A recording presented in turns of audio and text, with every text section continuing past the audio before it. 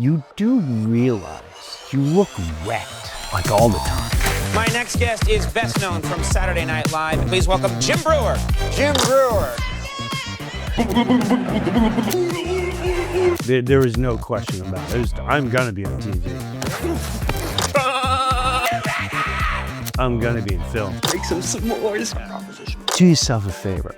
The next time you go on stage and just say, "This is the way I look all the time." howls with laughter. I don't know what it was. I felt evil. Am I funny? Am I just a stupid bad guy? I think they're hookers. He's snorting stuff and yeah, that's bad. Are you on the God line or are you on the devil line? Thank you for being here. Thanks for inviting me. So you explode in comedy. Now you gotta understand something too. I was extremely cocky and confident. I already knew. There was no question about it. I'm gonna be on TV. I'm gonna be in films. I'm gonna be one of the biggest stars that ever. It's everyone better. I would perform shows going, these people have no clue how lucky they are, because they're gonna say, I saw him when. This is in your mind. This is, oh yeah, 89, 90, and if the crowd wasn't good, I'm like, you guys, you're gonna regret this in like a couple years. You're gonna regret this. You had your opportunity. So I knew, and it was by 1990, within a year, I was the house MC at this comedy club. Within a little less than a year, I started traveling, doing the road. Yeah. And then 92, I already knew I was surpassing a lot of people, because the way comedy goes is if you're doing the clubs, there's your host, the middle act, the headliner. And when you're an amateur, the goal was, I want to become a full-time host. And then once I'm the host, I want to get into the middle slot. And then once you're in the middle slot, I want to blow the headliner out of the water, so they have no choice to make me the headliner. And that's what I worked up to that point pretty quick. I'm sure the act was horrible. I think I was really just selling my confidence more than anything. I mean, I was funny, but when I look back at the material, I'm like, oh, wow. Really? Oh. Oh. The junior high yearbook. Yeah. Yeah, like, oh, wow. Wow, dangling cross earring. Oh, wow.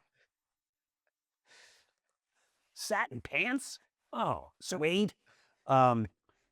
So then it was time to go to either New York or LA. Mm-hmm. I chose New York because that's where I grew up.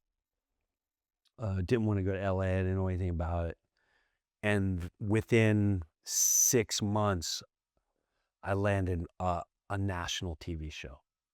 And that was not only just a incredible show, it was more of a life-changing experience on many levels, because it was that, to this day, is probably one of the greatest experiences ever in my lifetime. And then right after that, Just being on SNL? no, it was before SNL. It was an before, okay. all-black show. Okay. It was filmed in Harlem. It was called the Uptown Comedy Club. Okay. So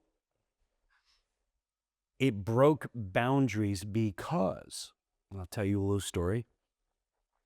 Where I grew up, extreme racial tension. The end of my street was all black. Our whole neighborhood was all white. Yeah. So I grew up, the older kids, black people are the damn animals.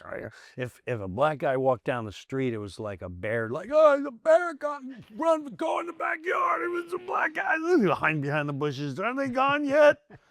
Yeah. So there was, but then this was the most, it was, I don't know the right word. It was humbling. It was empowering. inspirational. It's where I met, well, some people will know Tracy Morgan. Yeah. And me and Tracy were on the show together, and Tracy was the first real deep spiritual person I ever talked to in my lifetime. And we would spend hours together talking about God, spirituality, and love, and how we've just, and I'd always said, wow, if people were able to see this conversation, I think we'd heal so many people around the world. And then I started, the community loved me, and I loved the community. It was on 125th and 5th.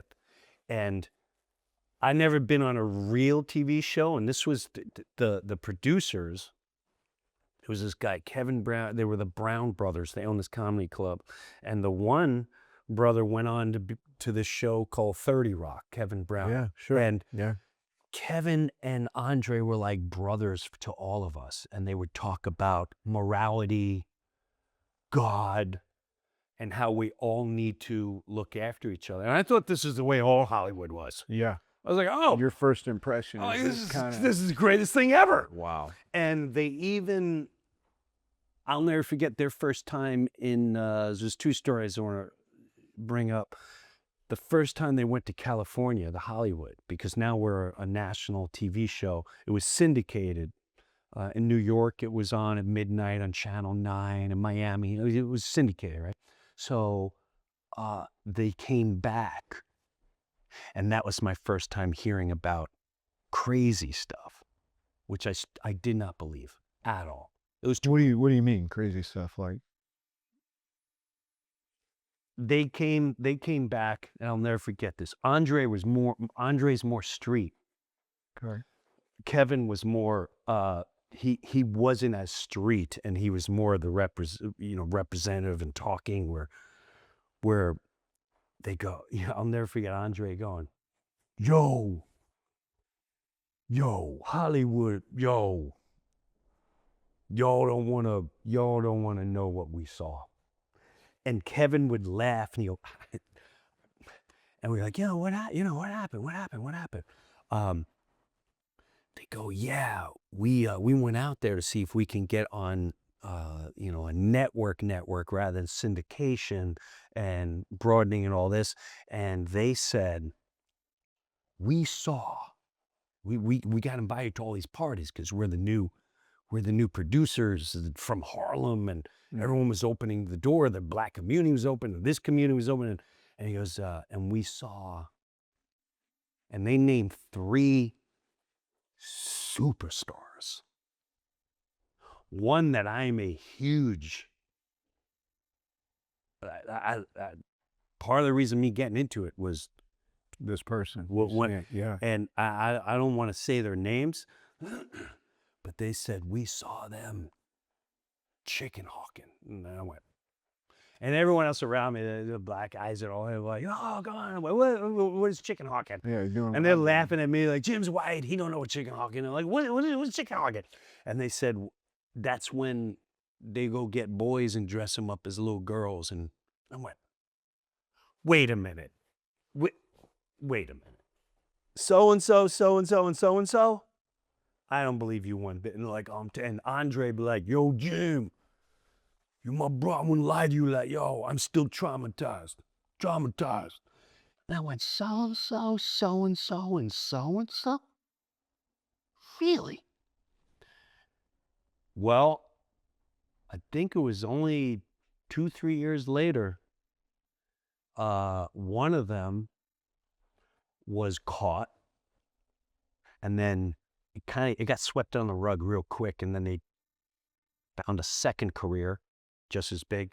The other one still is probably one of the major icon, running a lot of California, a sports team, and then you look at the kids that they have, and you're like, craziness. Wow. holy crow. Yeah. So that was my first introduction. And then another moment that was very powerful that I learned just from that show. So after a year on it, now this is like my like we have these talks in the spirit, and we all look after each other. I go back to my hometown because I want to fluff my feathers. Small town boy, just messing. I can show up my town. I got my peacock feathers out. I go into my favorite bar, like, can you turn on Channel 5? And it's very obvious because, again, it's the town I grew up with, where it's like, black people over there. Yeah. We're white and blacks, and Yeah. whites and blacks. And it's an all black show, and they go up, and the whole bar is kind of looking like this, and I see the high school football star who I always wanted to be best friend. I always just wanted his approval. In school, I was very quiet. I was a class clown, but I was a polite class clown. Yeah. I'd only crack you up if you were in the back and you were in my little group. Yeah. And then if you cracked up, I was like, I don't know what they're like. I don't know what they're like. What are you doing? Blame on me. I didn't say no. But I wouldn't disrupt. I wasn't disruptive, right? Yeah. You weren't on that guy's radar. No. Yeah. So, he comes up to me and he goes, "What is this?" He goes, You're on television." I'm like, yeah. And I'm going, and that's Yee Yee. He's like, Yee Yee. I go, yeah, and that's Maceo. Oh my God, Maceo. And I'm so excited talking about it. And he, with pure hate in his eyes, goes, "What's it like working with them?" It's not what he said. Yeah. And I went, whoa. I went, no, it's not like that. It's, oh my God, that guy there, he's so funny. He helped me do this. And he goes, "So you got to say that because they pay you?" And I saw the hate in his eyes. Yeah. Yeah. But it was also a moment that I realized it's not even his fault. Because that's what's been, Just drilled into him. I was him. Yeah. I was him 4 years earlier, 5 years earlier. And that was like an earthquake moment of, wow, we're all so programmed without experiences. We're just told what to think and told what to hate and told Yeah. who we're better than and that was a powerful moment. So after I got a lot out of that show, and then came some ups and downs. Did like a little TV spots, and then there was this show, Home Improvement, Easter Day Parade, which is now going around on. Someone just discovered me and Dave Chappelle were on the Easter Parade in 1995. And that's going around the internet. I'm like, wow, I forgot about that. And they brought us to Disney. And then came Saturday Night Live. And then Saturday Night Live was incredible, but it also, I love every experience I'm in, but that was a tough go. It was incredible, but also it didn't align with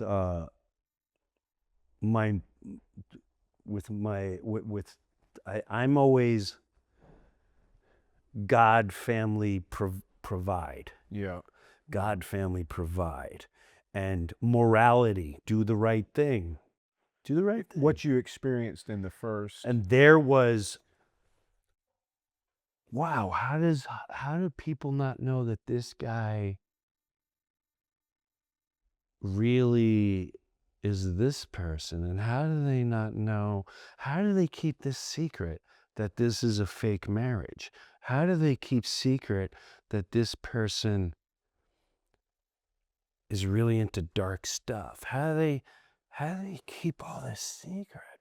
And then stuff like that and drugs. I never saw. It was the first time I saw some really dark stuff that didn't align with and also, even just bringing children on the set as extras. I would see parents like, they'd have their kids like, "That's Jim Breuer. Go say hello." I'm like, "Hey, I'm just a regular guy. How are you?" Blah, blah, blah. But I saw so much how people are willing to sacrifice their kid in order to be like, Yeah. and the power even from from actors, from musicians, the power of wanting to be of what I call the Yeah. and you are willing to do almost anything to get to that. So is that a conflicted time for you where you're going, I know I want to keep going, but I don't know what to do with all this? Yeah. It was really there was yeah. It was very traumatic. Certain moments were extremely traumatic. Seeing someone there was a moment, there was this whole Chris Farley thing, where Chris Farley was a superstar. Yeah. I mean, 10 million, 15 million. And before he came on the show, this was one of my breaking points. And what I mean by that is, morally, it really shook my foundation. So everyone said, wait till you meet Chris.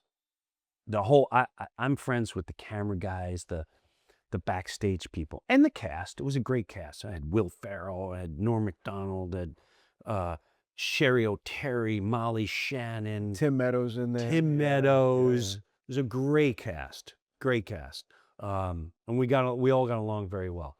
Chris Kattan. So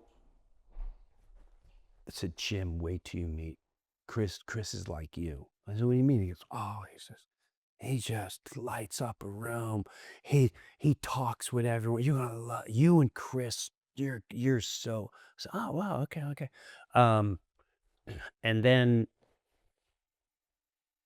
and when I was doing my hair, the lady said, Chris used to volunteer at the Catholic Church on Sundays and help the homeless. I'm like, really? Really? Now, at the time, Black Sheep is coming out, or whatever movies coming out. And then when he came on, now at this time too, I'm also at the point where, I want to be a star. And I think if I hang out with this one, or if I hang out with this one, or if I hang out with this one, which happened a lot on that show, it was incredible. It was like God said, you want to meet all your idols? You think I'm gonna put them on your front doorstep? And boy, did he!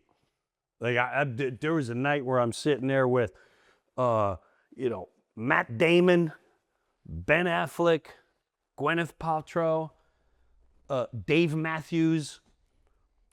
I always say the guy who wears the cowboy hat in the Backstreet Boys. That's all I know. It's the cowboy hat guy. Yeah.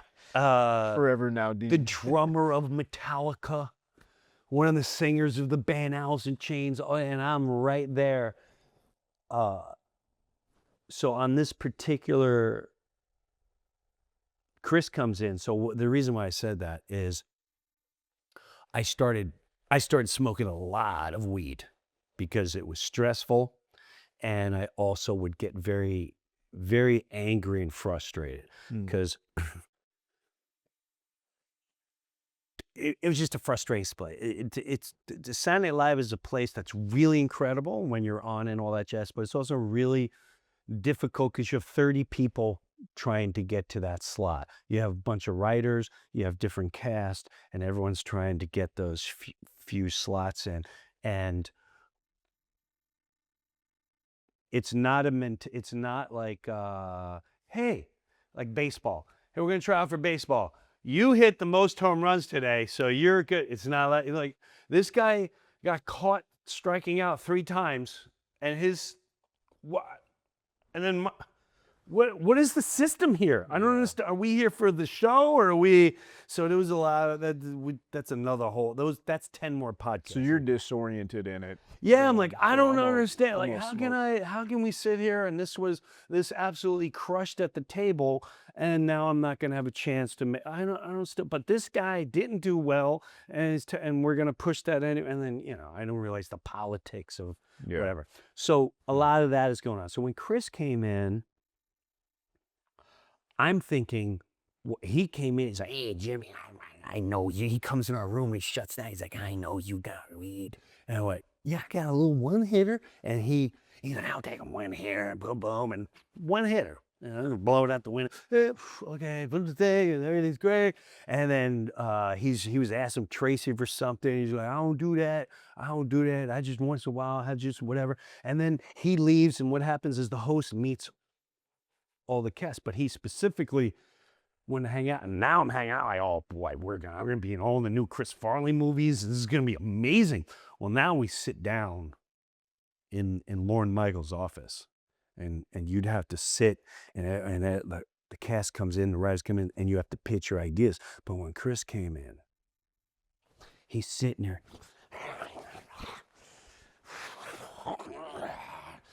and the whole room knew what was going on. And I was looking at Tracy going, that's not, like, was that for me? That's not for me. Like, that's like, what's going on? Like, is that, like, are we... I'm gonna get, oh boy, this is bad. And Tracy's like, he's on something else. And he's shaking and sweating. Just tweaking. Wow. I've never seen that. Wow. And so now we finish, and one of the producers came in the room and said, listen to me. We have a serious situation, okay? He's all zoned in on hanging out with you. If he calls you, do not answer. And he goes, did something happen in here? And I'm like, no. Yeah, no.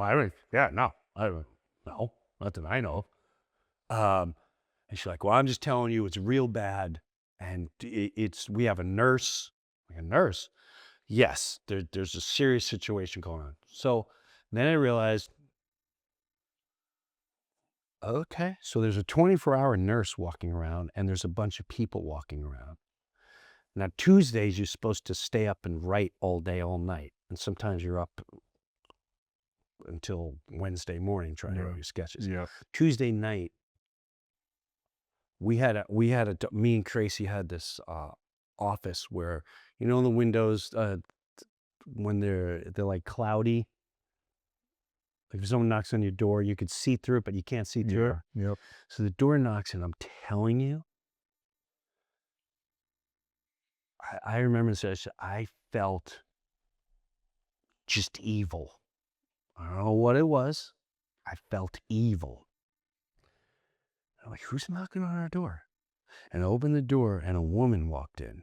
Didn't know who she was. She looked, and she walked past me and sat on the couch. Like, what is going on? And then another one walked in, and I said, what's going on? And then Chris came in. He's like, Jimmy, shut the door. These are my friends. And he blew down a big bunch of powder on the table. And I watched it, and I went, oh my God. And I walked out the room, and I went to the head writers, and I went, hey, he's just like, I think they're hookers, and he's snorting stuff. And like, yeah, it's bad. What do you mean? It's like, yeah, but he's, I don't want you to, yeah, I know it's bad. I hope he makes it in the end of the week. Oh my gosh. That's the response. So I walked home. I left, I walked home, and I woke up my wife, and I'm like, D, I don't even know how to comprehend this. Like, the attitude is like, let's just get through the week.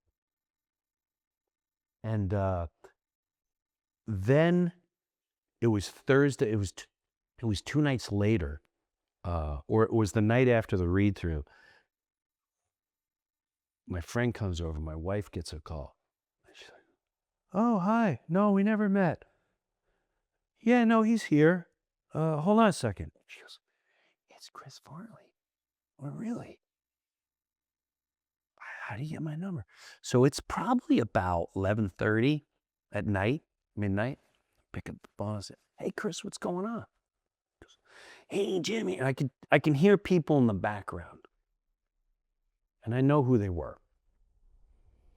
Hey, Jimmy, what's going on? Blah, blah. You gotta come over and hang out. So-and-so's here and so-and-so's here. And I went, Chris, it's late. Like, you got a long week. You're in a lot of sketches. Yeah, no, I'm in my jammies. I'm not. He goes, oh, come on, you don't have to blocking. Don't start. I said, nah, I'm good, man. I said, I'm good. And he goes, can I ask something? I go, yeah. And he goes, hold on a second. And he went into, I guess, wherever he was, the bathroom. I'm thinking it's a hotel room. He went in the bathroom. I'll never forget this. He goes, am I funny? I went, what? Wow. He goes, am I funny or am I just a stupid bad guy?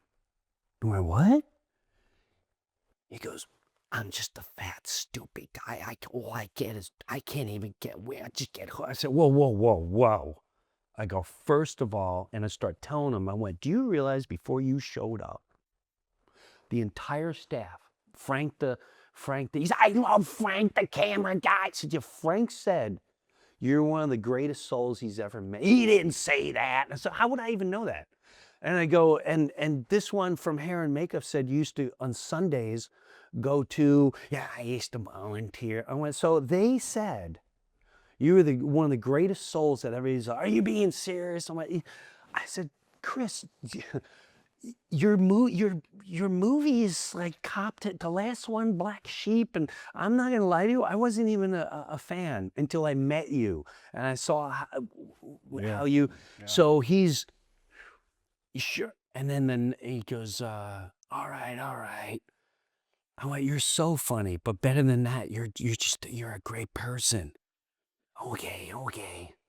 I wish you were here. So, yeah, boom. So I really wanted to hang out with him that week, but he was surrounded by some bad people. Yeah.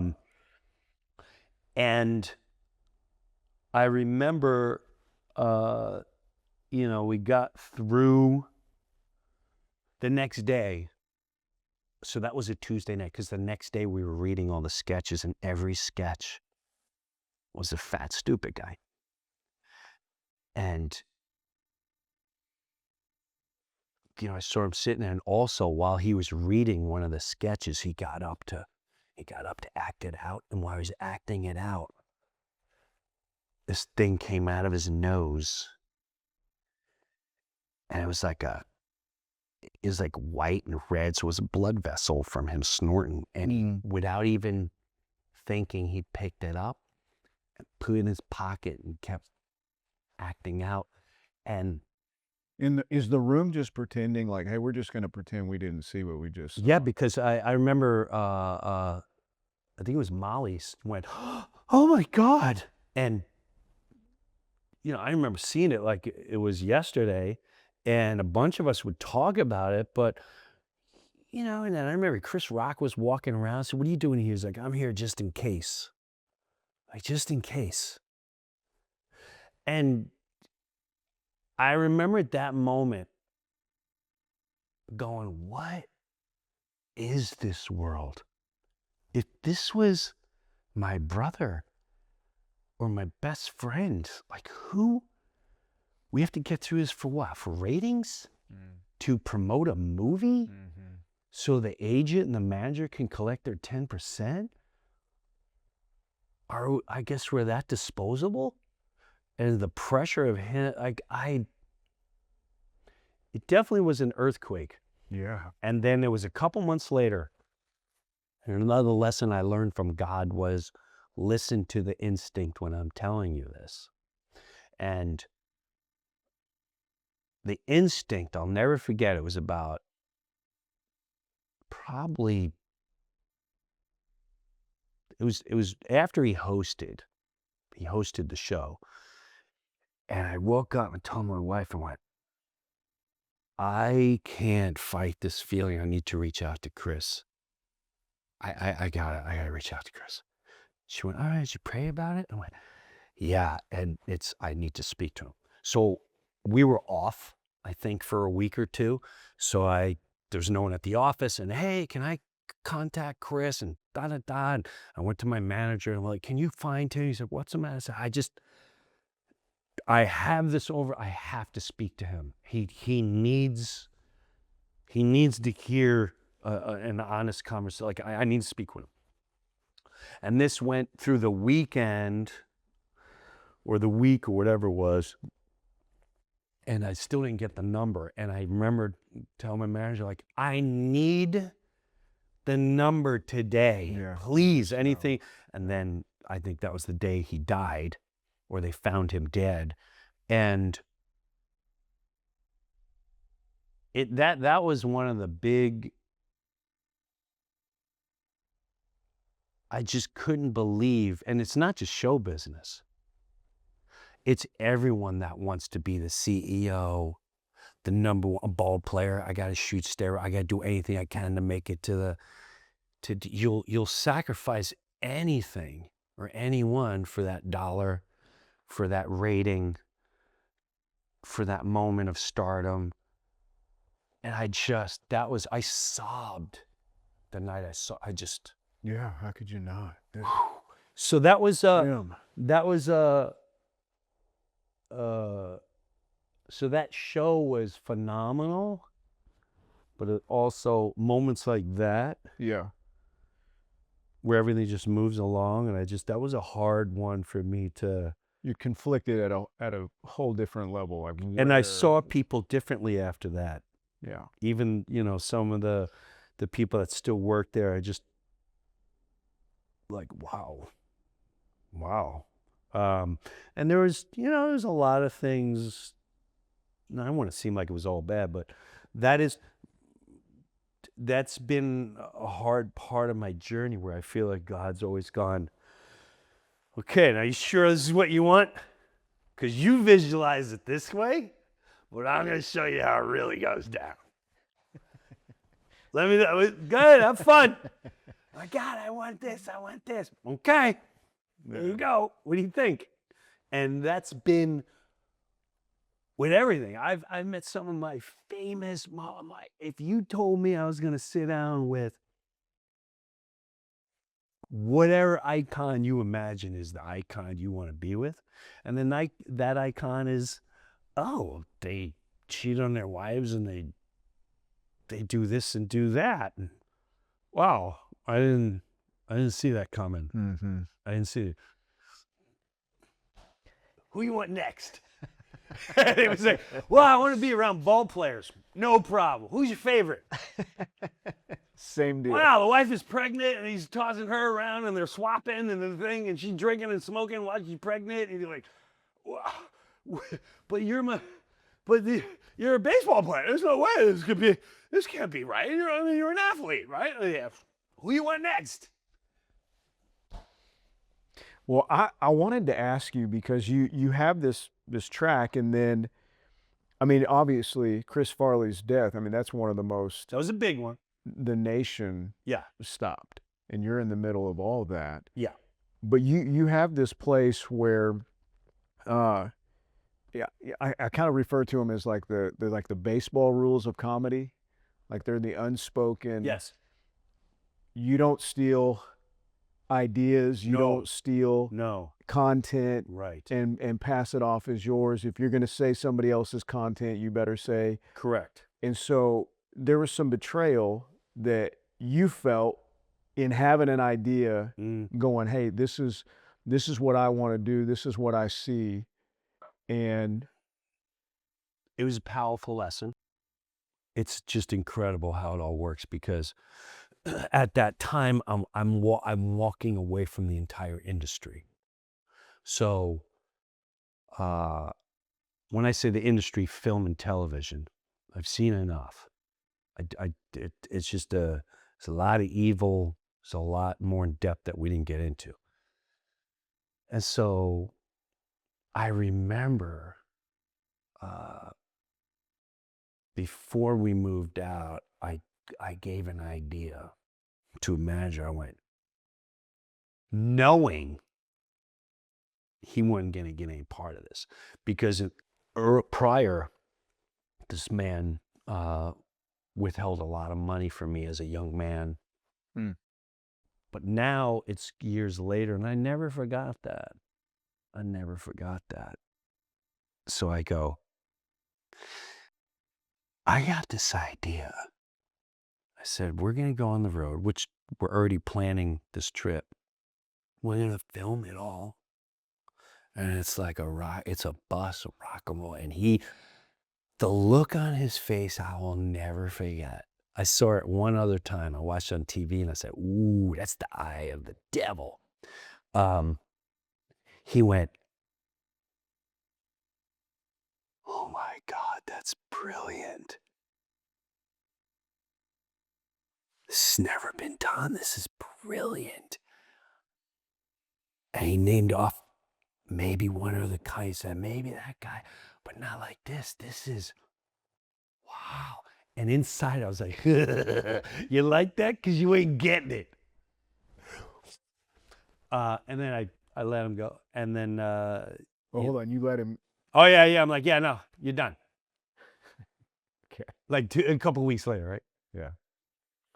But now as time goes on, I see someone else. So a couple of people kept coming like, hey man, have you seen this? What? It's very similar manner of this and that. And nah, it's not. It's filming. I wouldn't pay attention to that. Don't worry about it. We're doing our little thing. And then this individual pops. And when they pop, it's 20 million, 30 million. Mm-hmm. And I'm like, he took it. So you're seeing this comedian, he's running. Yeah, I didn't blame. I saw this as this was either given to him, whatever. But this is what we discussed. This is what made his eyes go, that's brilliant. Here's the same thing. And I was on the Screaming for Vengeance tour, and I was in my basement, and I'm going through the files of the idea and the footage and blah, blah, blah, and when I pitched it and when I told them and da-da-da, and I got and my wife comes down, and she goes, Jim, what are you doing? I'm gonna take him down. I'm gonna take him down. She went, Jim, let them have it. I went, let them have it? D, this is ours.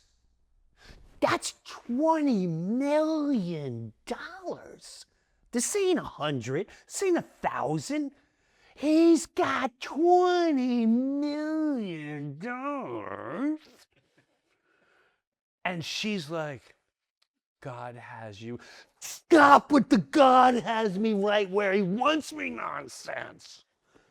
What do you not see? You have no problem people steal.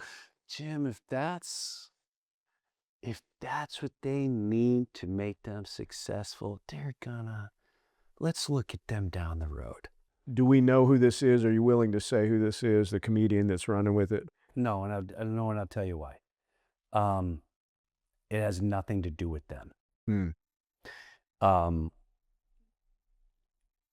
It has nothing to do with them. It had everything to do with me and my lesson and how God worked with me in that moment. Yeah. So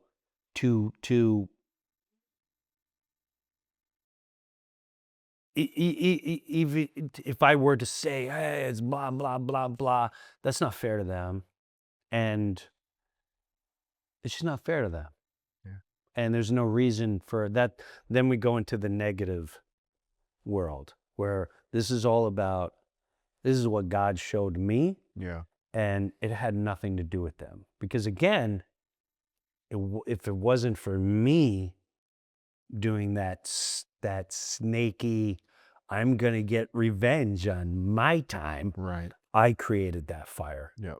Not them. Yeah. And that ownership piece that's the important part. You got That's it. the part that we miss so many times. Correct. Because we want to be like, I deserve. Do you deserve? Or is this guy, what are you talking about? You deserve. What are you talking about? Did you get a book here? It says you deserve. And it says right there in the Bible, James, you deserve. Nope, Yeah. I didn't see it. No, I haven't Missing that found it. page. Let me try over here. I haven't found it yet. So that's why I wouldn't. Yeah, there's no need for that.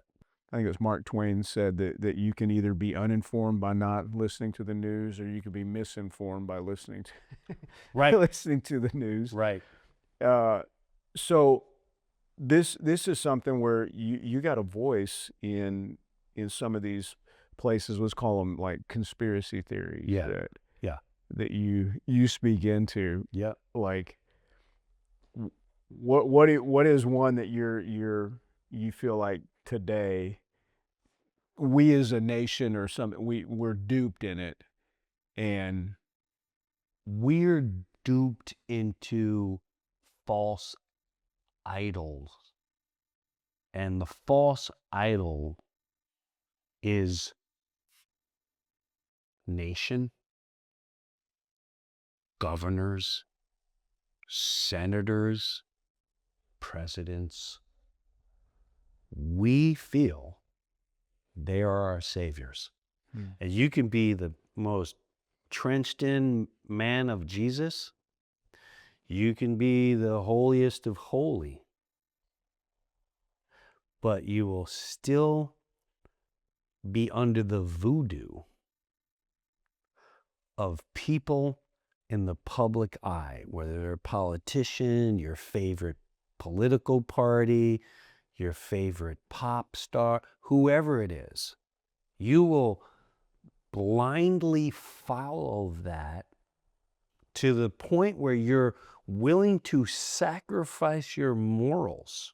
Yeah, we should kill. But it's a good thing to hurt these individuals and this nation and these people. They sell you hate. They sell you judgment. They sell you lust. They sell you all the things that you think you want to hear. And no matter how grounded you are, most people fall for it nonstop and continue to do it. And and we fall for it over and over and over again. And when they say, and I started saying, when they say one nation under God, I can stop right there. Please define your God that you're speaking of. Because the last I checked, every TV show is sexualized, glamorized, vanity, killing, ego. So money, power, positions, control.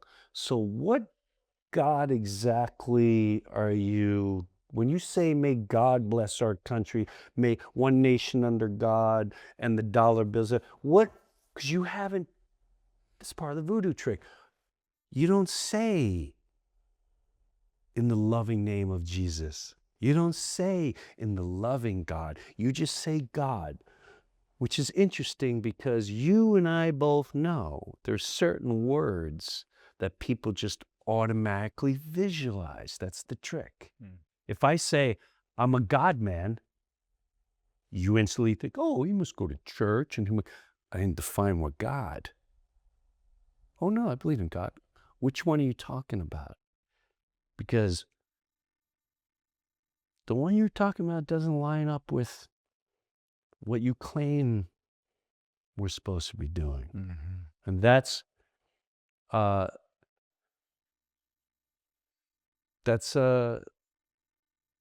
tough thing for a lot of people to swallow and understand. And I still get into this. And it's like, I don't care what political party you're part of or whatever.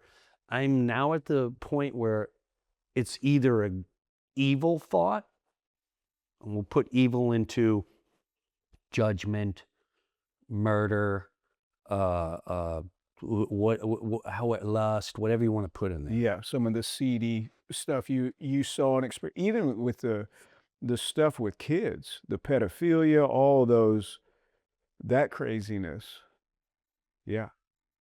Or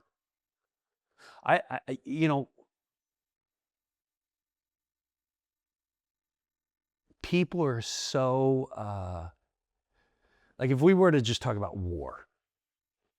Yeah, we're in one right now. Or we're not in one. A person in control is. Not me. I didn't, nobody. When you travel the world and you meet more and more people, whether they're dirt poor, whether they have absolutely nothing, we all usually 100%, I say 99.9, we find a common ground of humanity with one another.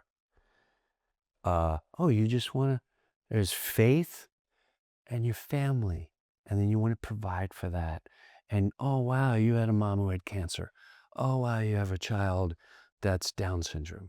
Oh, wow, your mom has dementia. Oh, blah, blah, blah, blah, blah. And those communities have been broken up, and they've been put into gangs. I'm in this gang. I'm in the, we believe in this and this and this. I'm in this gang and this gang. Every label is a gang. I'm this. Why would you label yourself? I don't believe in labeling, because now you're closing your mind to a sector that you don't even know 100% about. You don't know anything. You just join it. Yeah, I want that. Yeah, I'm definitely like that team. No, you're your own individual strength. yeah, yeah. It's not any different than what you described from the hometown and you being on the show and coming back. Yeah. Right. So if we're in a small town, imagine someone running to your house and going, "Hey, there's this thing going on 5 neighborhoods from now, and we need your kids. They may get killed, but we really need them because this is it's righteous." And can I meet the people we're fighting with? Can I sit down and just talk with them? Oh, no, they're bad or evil. They're bad. They're really bad. And you're willing to just give your child or sacrifice your life? No offense, but the person telling you to do that is pure evil, because they don't understand the gift of life from God, of this angel. And something tells me sometimes, if you're willing to go in and take someone else's child to send them to possibly get murdered in whatever name you want to call it, no, this has to be, where'd you learn that? On the news? Who told you that? No, I know a person that knows a person that lives over there, and this is a good thing that we're going to murder. Yeah. Yeah. Is that right? Oh, interesting. Huh. Wow. So you're willing to just, God gave you this thing to read, and now you're just like, here you go. I hope your cause works out. We got a little trophy for them. Sorry it didn't turn out that way, but hey, we're going to build a little museum. Thank you. So kind of you to think of these angels, these gifts from heaven. And again, I always ask, where are we?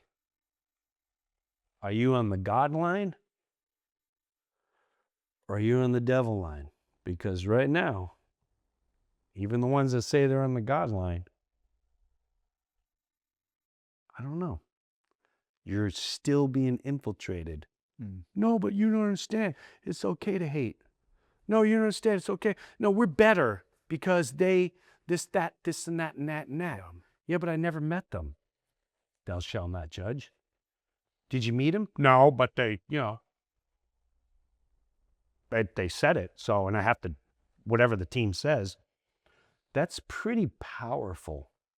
And that's the, in my opinion, and my wife always says, don't you dare give the glory to the devil. I said, I don't, but I will say I'm impressed by his tools, but I'm way more impressed by God's tools. Yeah.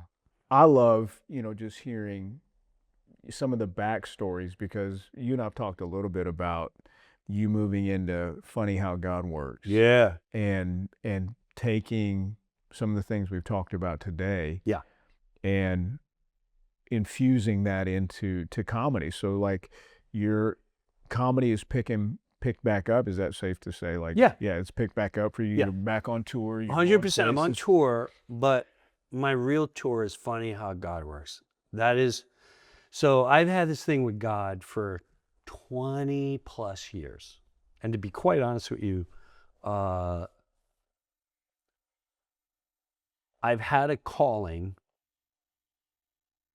for an extremely long time. I'm going to say at least from the late 90s, especially after Saturday Night Live, where I would have conversations with God where he goes, I need you to bring God to people and just tell your stories. But in my head, I'm like, well, I have to learn to be a priest, or I have to learn to be a pastor, and I have to, how am I going to do that? How am I going? And he would constantly go, don't worry about that part. Yeah. Because there's millions just kind of floating, and they don't trust the system. They don't trust the church. They don't trust the pastors. They don't trust it. They don't trust it anymore because this happened over here and this happened over there, and okay, well, okay. So you've wrestled with this for 20 years. More than that. Wow. 25 to 30 years. And it was during COVID. And I think it was around 2010 I started throwing sprinkles out. It was called Let's Clear the Air. That was the first comedy special. I know what it was. It was 2008, and we were doing men's night out, and some of the guys were from a Bible study, and they come from the Bible, and then I'd hang out with them, and we all go to a bar afterwards, right? And people are like, "What kind of Christian man have a beer? How dare you?" We're not Jesus, so we're human here. And so we would talk, and we talk about our wives and this and that, and the kids, and helping each other out. And while I was there, this woman came up to me and she went, "Oh, you're the famous guy in town. Well, we're all." And she goes, "Oh, but you do comedy, right?" I said, "Yeah." She goes, "But I couldn't bring my kid because you're like dirty. You're like into the drugs." And I went, "What? What?" I got so mad at her. I said, "What'd you just say?" She, "Well, everyone knows, like you're like you're dirty." And I'm like, "What do you mean? Where would you think that?" And as angry as I got, that moment made me go, I can't be mad. How many other people think that? And do they think that from the movie Half Baked? Do they think that? What? And it was that moment where I went, okay, because you were in that world, You're identified with it. you're identified, whatever. Yep. From this moment on, you control your own. All right, God and the world needs to know that, yeah, you did this world, but you're also a father, a son, an uncle, a best friend. They need the human side, because that's going to be way more. And so from that moment on, and people still judge and they don't know. And from that moment on, it was a whole different direction for me. I stopped swearing on stage. I started sprinkling in my true feelings, God here and God there, but not because I still was a little afraid, like, are they going to think? Matter of fact, I wrote a book, and the book was testimonials, but the everyone I met with, they didn't want to hear it. They were like, I really don't want to hear about Half Baked and SNL stories. No, I don't want to do that. Like, I want to tell these stories. And they were like, yeah. And I finally got one that compromised. All right, we'll do that, but we still want. I said, okay. And then we fought over the name, because I wanted the name either Leather Pants and Kangaroo, which is because what I always said, You're either going after the leather pants. When people say, I want to go into comedy, what you doing? I said, well, are you doing it to inspire and make people laugh as a gift? Or are you doing it for the leather pants and the kangaroo and you want to have a nice car and all that? Because there's two different intentions there. And I'm not going to judge each one. I just need to know which one you're after. Yeah. And then then I can give you advice from there. And we went back and forth and back and forth. And I wanted God in there, and so we compromised. And the book is called I'm Not High, but I got a lot of crazy stories about SNL. It was this big, long, terrible name. A lot of crazy stories about SNL, Half-Baked, and being a spiritual warrior. And the first time it really resonated with me was I was at it's the same town, and I went to the ice cream store, and it was a high school girl behind the counter, and she goes, I read your book, Mr. Breuer. Oh, you did? She's like, I really like the God spiritual stuff. You should do more of that. And I went, High school kid. yeah. I went, Yeah. wow. Yeah. Really? She goes, do more of that. Yeah. Wow. But I still had some fear. Like, but I'm going to lose my, they're going to think I'm all religious. I even had comics once I started doing like, so I heard you're all religious now? Like, well, define to me what religious means. What does that mean? Well, no, like you're all into God. Like, yeah, I got a God on my side, yeah. But what is, so is it a good thing or a bad thing? I don't understand. Is that a bad thing? I don't understand. So I would get a little bit of that, but then I realized that's not my crowd. That's not what I'm trying to, I'm not trying to reach you, so I don't care. And then it was COVID. Yeah, you referenced that earlier. What happened? I was talking to COVID, and I was actually talking to Stephen Baldwin, Okay. who was a tremendous help at that time.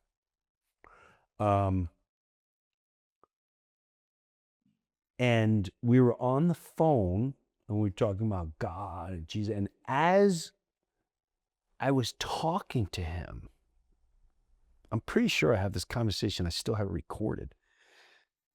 While I was talking to him, I was going over all the things that we'd been through. He's like, I've been through this. And as I was talking about all the things that I've had in my lifetime, it was like you say, I can see from the other angle where God literally said, everything you asked for, Jim, I put in front of you. You said, man, I want to use the gift of, I gave you the gift of comedy and you're going to use it. And you used it. And then, okay, you started going this direction and you said you want to be on television. Well, me too. And you said you want your marriage saved. Well, and then you said you wanted to hang out with ball players. Well, I gave you your favorite. And then you said you wanted to sing with the biggest rock stars. Okay, you sang with this one and this one and this one. And then you said you want to do this. Yeah. And then you said, please, God, I begged him, please, I want to hold my dad for a time. I gave you this thing. When you're ready for me, man, I'll be here. Let me know like all the things where they sat. And at that moment I went, wow, I don't fear serving you anymore. I'm not afraid hiding. I'm not afraid of going, yeah, no, I believe, yeah. And it wasn't like I had it in the past, but on a broader scale. And I think COVID was the first one, because I saw how I already know humanity's controlled by many things, whether it's entertainment, TV, your politicians, your whatever controls you, you're controlled. I don't care what anyone says. And I saw how many sheep were getting slaughtered. Yeah, sure. And it hurt so bad.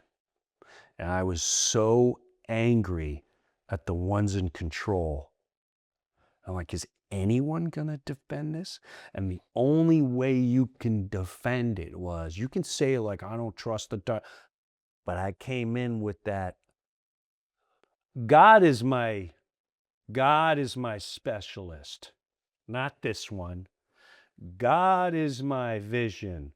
not that. God gives me this, not this one and this one. And you could take all that away. I'll perform here, here, and here. But you're not going to tell my people they need to get something plugged in them to enjoy their life.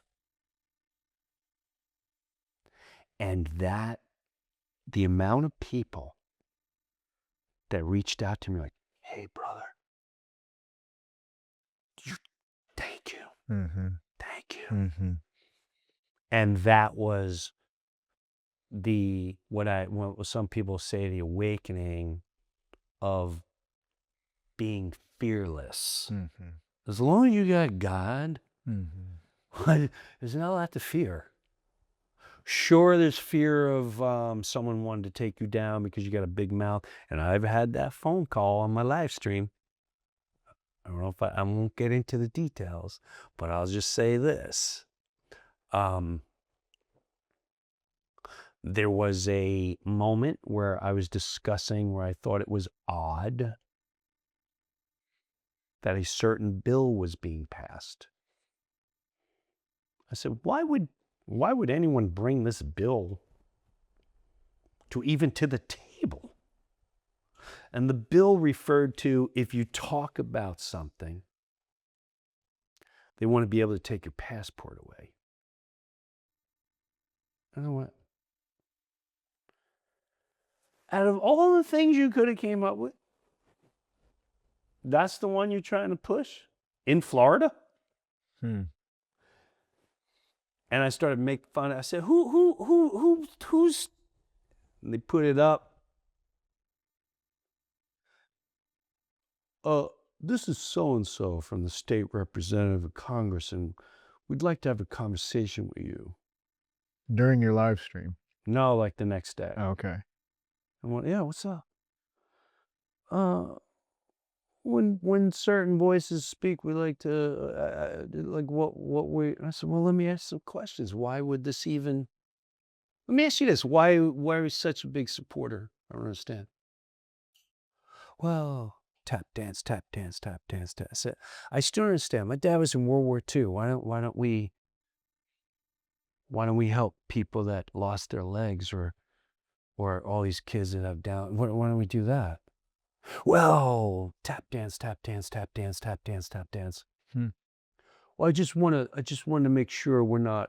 I said, it was just pure questioning. There was no bad intent question. I'm just very confused by someone from our nation in our state would worry about us talking about a place we don't even live in. Yeah. So you're telling me if I just question that, you're calling me?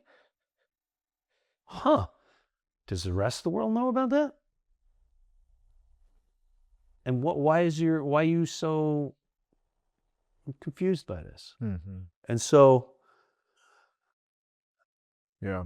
that was, and I brought in like